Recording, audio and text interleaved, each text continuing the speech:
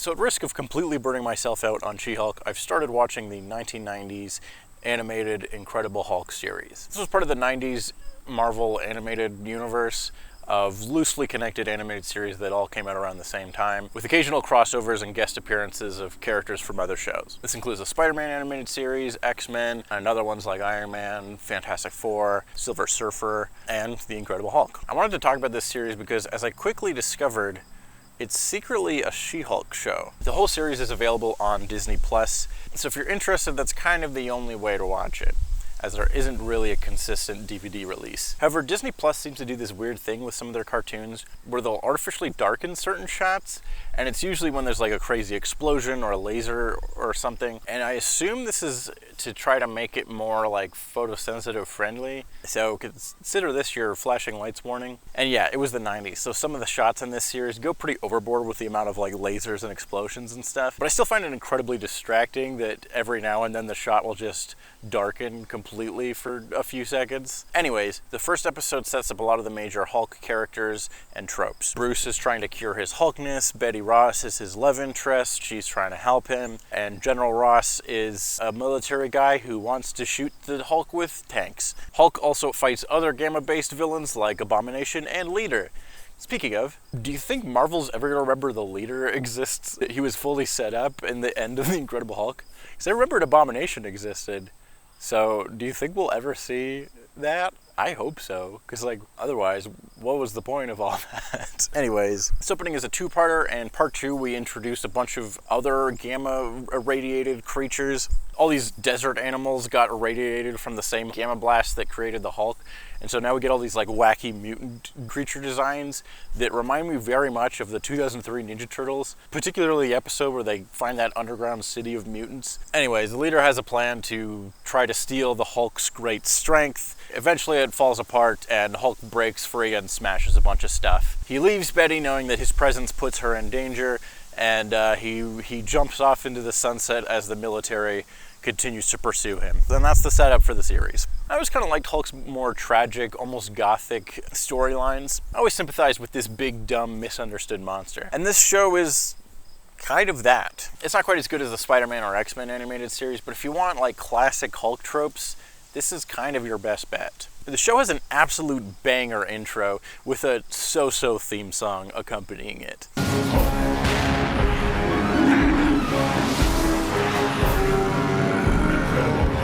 The song itself is fine. It fits the tone of the show pretty well. When they reuse that theme in the score, it fits nicely.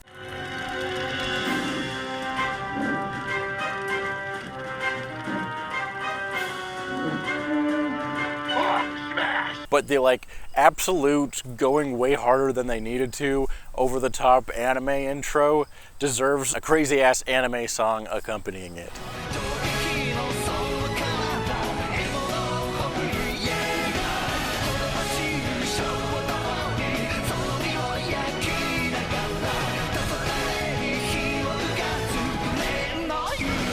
Hell yeah, that's way better. Unfortunately, the animation of the show also never gets as good as this intro. Maybe they blew their entire budget on it. Maybe it was just the 90s and Marvel was just trying to crank out as many animated shows as they could. Who's to say? Some voice actors. Lou Ferrigno returns to voice the Hulk, which is pretty cool. He's actually returned to voice the Hulk in almost every single appearance up to Thor Ragnarok. I think is the first time he doesn't voice the Hulk, outside of like a couple of the animated things that have other actors. So that's kind of cool. Interestingly, Neil McDonough plays Bruce Banner, aka Damien Dark from the Arrowverse, or Dum Dum Dugan from the MCU. I would not have thought of him for Bruce Banner, but I think he does a pretty good job here. He does a good job making the character feel distinct from a lot of his other stuff. Mark Hamill plays a villain, which is always fun. He's this weird Igor type character called Gargoyle, who I'm not really familiar with outside of the show. He starts out with like pretty much just his Joker voice, but he does manage to make Gargoyle feel a little more distinct as the series goes on. This first season has a whole bunch of guest stars, which I guess makes sense since this show came out in '96, so it was later in the Marvel animated universe timeline. Most of the other shows were out by this point. There was lots of other characters to pull from for cameos, but it also kind of feels like they didn't have that much faith in the Hulk as a character by himself, and so they were trying to like entice viewers by bringing in other characters from the Marvel universe, Why does that sound familiar? But let's skip ahead to when She-Hulk shows up. It's raining today. Jennifer Walters appears in 2 episodes of the first season where she is voiced by Lisa Zane. In season 2, she appears in every single episode and is voiced by Cree Summer. I think Lisa Zane does a really good job here, but I'm not going to complain about more Cree Summer. Do you think she ever gets tired of playing the best character in every cartoon show? Probably not. In her first appearance, we do a version of Jen's origin. Who is driving? Oh my god, Hulk is driving. How can that be? There's a car crash. She ends up getting captured by Dr. Doom. Bruce has to do an emergency blood transfusion using his own blood. And Jennifer transforms into She-Hulk. Transformation is pretty hype. Damn girl, look at those abs. Dr. Doom is also a super fun, over-the-top, hamming it up, capital V villain. I really hope we get to see him in the MCU at some point and done well. The next episode features the Fantastic Four, really more just specifically the Thing, as the other 3 happen to be out of town. Strangely, even though this is a 2-parter with She-Hulk, the Dr. Doom plot has nothing to do with the Fantastic Four plot from the 2nd episode. This episode is pretty fun. It starts with Bruce doing this dramatic monologue that he starts most of the episodes with, where he's chronicling his journeys of being on the run trying to cure the Hulk. And he's like, "Curses, my own cousin transformed into a monster just like me, my hubris," or whatever. And Jennifer's like, "What are you talking about, dude? I'm tall and buff and hot.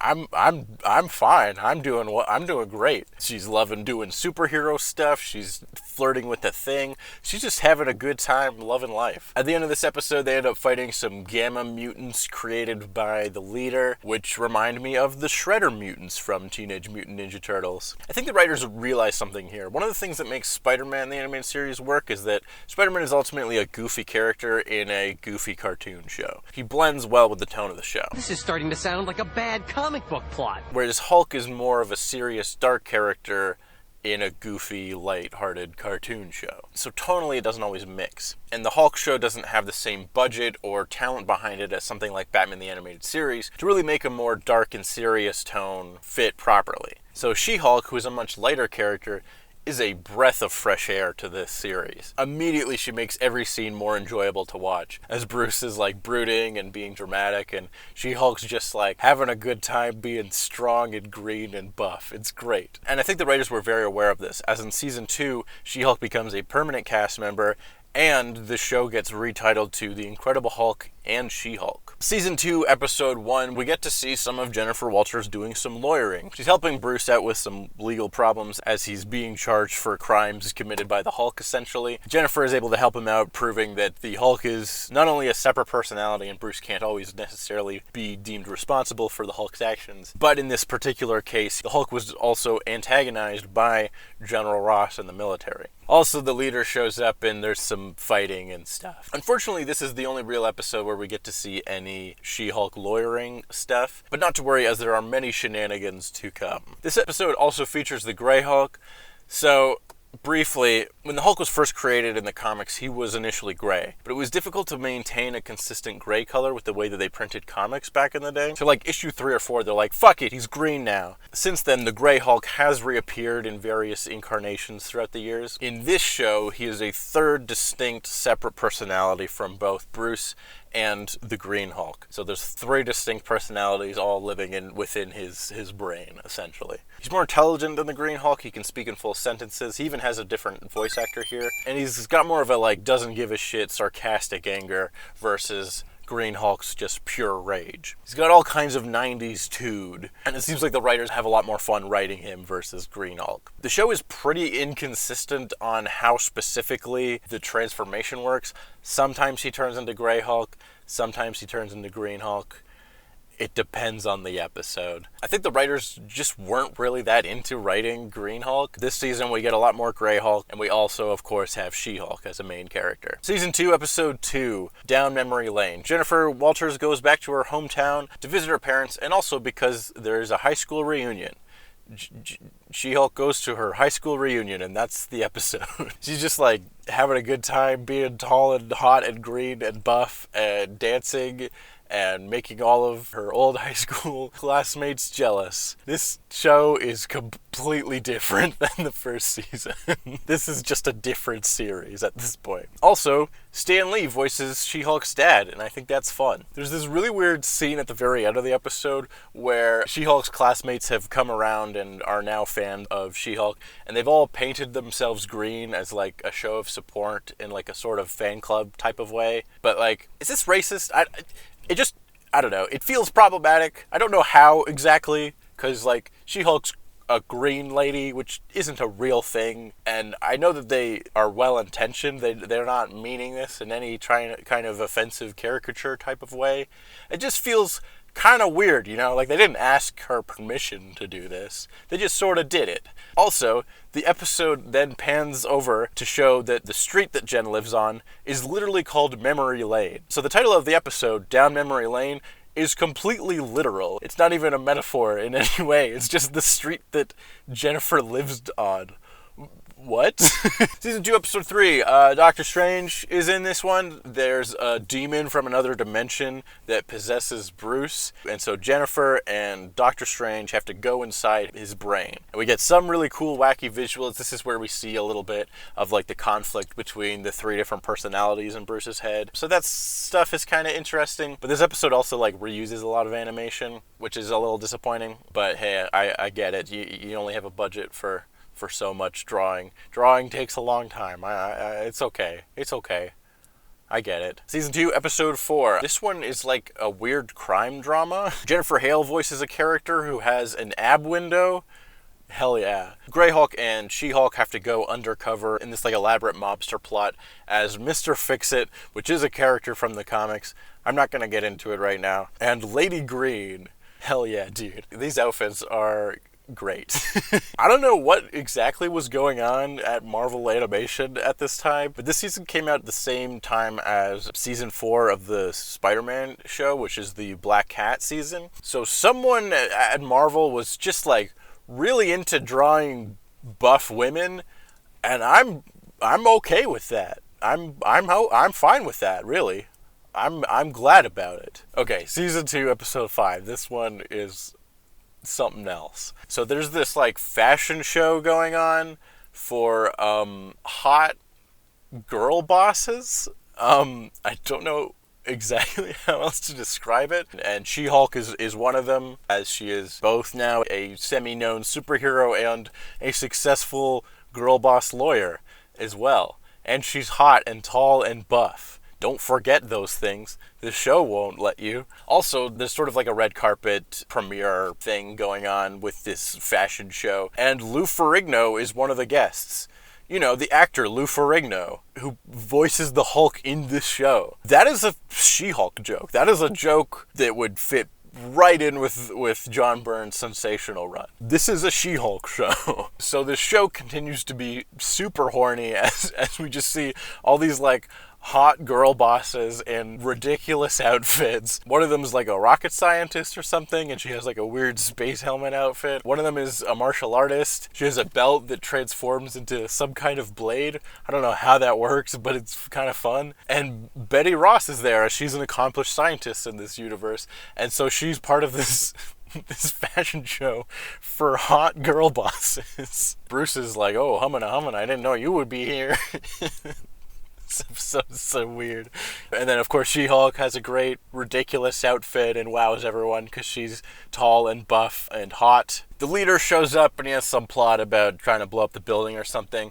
So She-Hulk and the other ladies of this fashion show assemble and form the Fashion Warriors. And using all their different skills, they defeat the leader and his crew, and they end up trapped at the bottom of the ocean. It's so ridiculous. One of them is established to be like a very well accomplished martial artist, so like it makes sense that she would know how to fight. But then like the rest of them can just fight now also, including Betty, who's like just been a scientist up to this point. One of them is suddenly like good at hacking, even though that wasn't an established thing before. This episode is wild. I really didn't know what to make of it at first. Like, is this for kids? Is this just horny? Is this supposed to be empowering? What is this? And I'm pretty sure it's a joke, because I don't know how else. Like, it has to be a joke, right? Like, it's too stupid. Like, the Fashion Warriors is like such a perfect parody idea. They're all racially diverse. There's like one of every color, including green. They're all super hot and super good at everything and good at fighting, even if that's not their specialty. And they're all hot and buff and good at fighting and save the day. And they're the Fashion Warriors. And it's just really dumb and hilarious. And I love it. It reminds me of like the Fox Force 5 from Pulp Fiction. Fox Force 5. Fox as in we're a bunch of foxy chicks. Force as in we're a force to be reckoned with. And 5 as in there's 1, 2, 3, 4, 5 of us. There was a blonde one, she was a leader. The Japanese fox was a kung fu master. The black girl was a demolition expert. French fox's speciality was sex.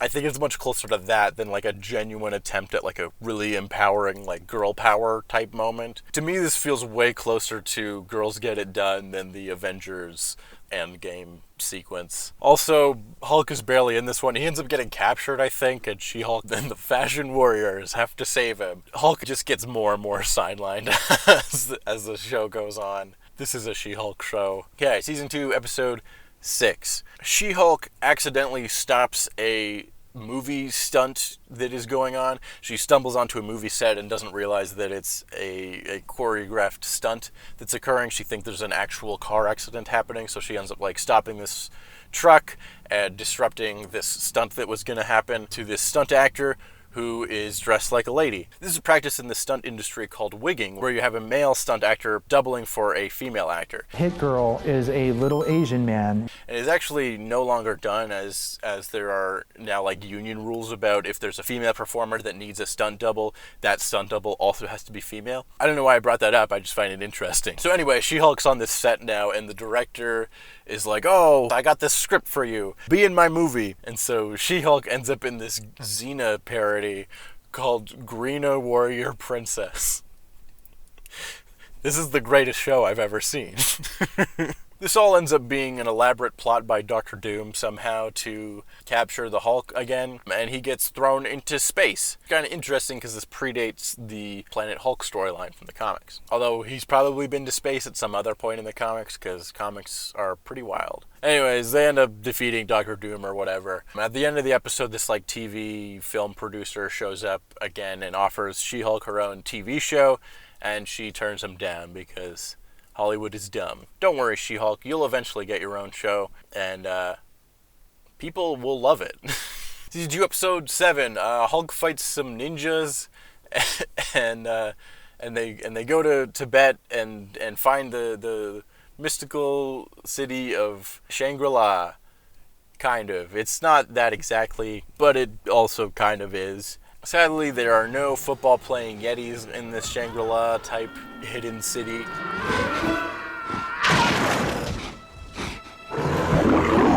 Mark Hamill voices the leader of this like secret village, and he does a variation on what would become his Fire Lord Ozai voice. So that's kind of fun. I forgot to mention this earlier, but She-Hulk is almost always accompanied by some type of like jazz music as whenever she appears on the screen. I sure hope there are no jazz bands waiting around here. To let you know that like She-Hulk is the hottest thing on the planet. A Tibetan shopathon? Yeah!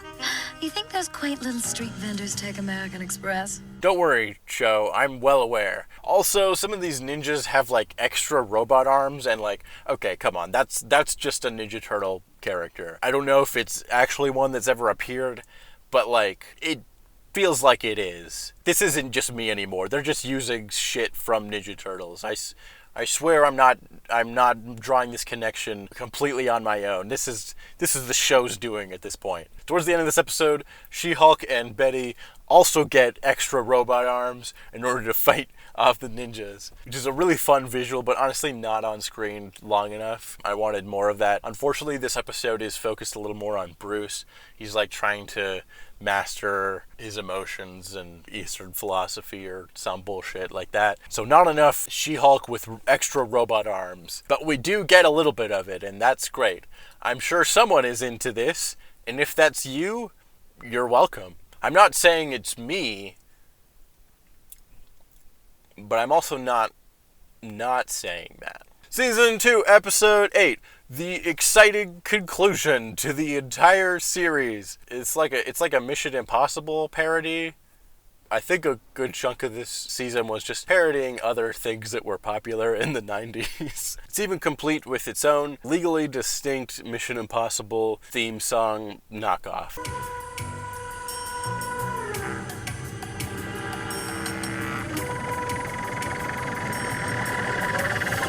They have to sneak into an underwater shield base.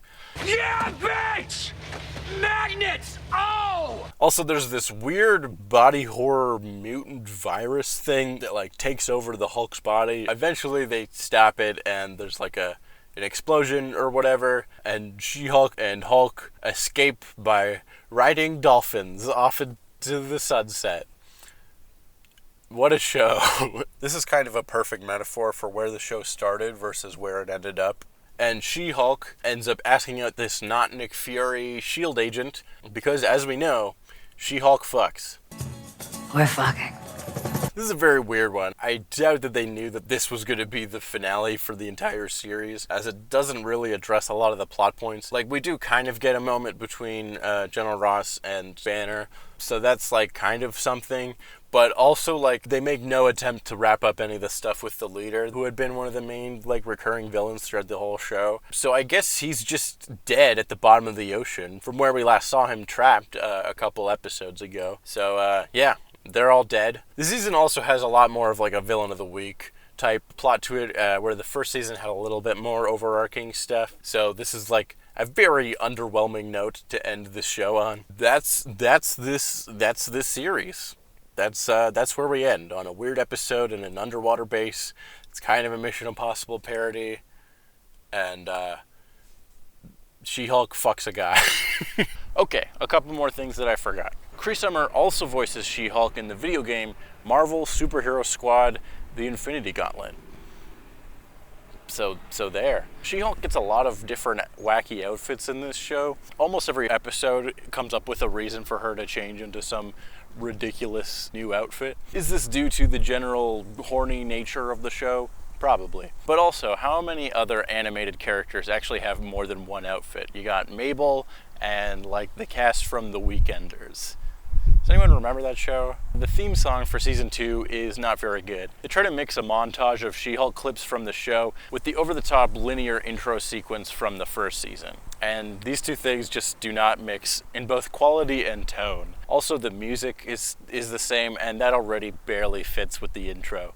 So it's just not a good theme song overall. One of the things I enjoy about She-Hulk as a character is how malleable she is. She was so underdeveloped in her initial appearance that when John Byrne took over, he was able to do pretty much whatever he wanted with his run. The sensational title is full of just absurd wackiness. This made She-Hulk a very fluid character. You could put her in seemingly any situation. The Charles Soule run is like a straightforward legal drama, and the current run is like sort of a romantic comedy. So I like that this show just went, fuck it, pure wackiness. But as much as I enjoyed the wackiness of these later She-Hulk episodes, I also feel sort of bad for the titular Hulk who gets sidelined in his own show. I think part of the reason this series becomes more of a She-Hulk show is that the writers just never really got the Hulk as a character. What would you say is the Hulk's defining character trait? That he's angry? No. I would argue it's that he wants to be left alone. This line from Age of Ultron. Here comes this guy. Spends his life avoiding the fight because he knows he'll win. Is actually a pretty good summation of the character. He's a dude that just wants to chill and be by himself, alone in the woods. But people just keep picking fights with him, knowing that he is arguably the strongest character in the Marvel Universe. He just wants to exist, but people keep fighting him or trying to manipulate him into fighting other people or trying to use him as a weapon. And he just wants to be a dude. He just wants to hang out. Later animated projects would do a lot more to flesh out the Hulk and make him a lot more three-dimensional. But this show really got stuck into the idea that the Hulk is dumb and angry and he smashes things, and that's it. The show treats the Hulk like a plot device and not like a character, which really limits the types of stories you can tell. Which I think is part of what led them to relying so heavily on guest characters appearing and shifting the focus to She-Hulk in the second season. But when you look at the series as a whole, it's so tonally inconsistent that it just doesn't really work. Like, I know technically She-Hulk is a character that spun off from the Hulk, but she went in such a different direction that I really don't consider her a Hulk character. So to try to make a show that features both these two characters as the leads, it's just really not cohesive at all. But hey, at least we got the Fashion Warriors. Woo! You go, girl. We're fucking. Thank you so much for watching. I had a lot of fun making this video, so I really hope you enjoyed it. If you liked this, I recommend you check out the other She-Hulk video I did. We talk about the origins of the character and some of the legal shenanigans going on behind the scenes. I'm also reviewing every episode of the Disney Plus She-Hulk series as it comes out. So subscribe if you want to hear my thoughts weekly as those episodes come out. I'll also probably end up doing a video breaking down the whole series once it's all wrapped up. And I also have other non-She-Hulk related content coming out at some point. So subscribe, stay tuned, and find out when I'm making new stuff. Hit the bell, give me a like, give me a comment, all of those things. That helps me out a lot, and I really appreciate it. That's it for now. Hopefully we'll see you again very soon.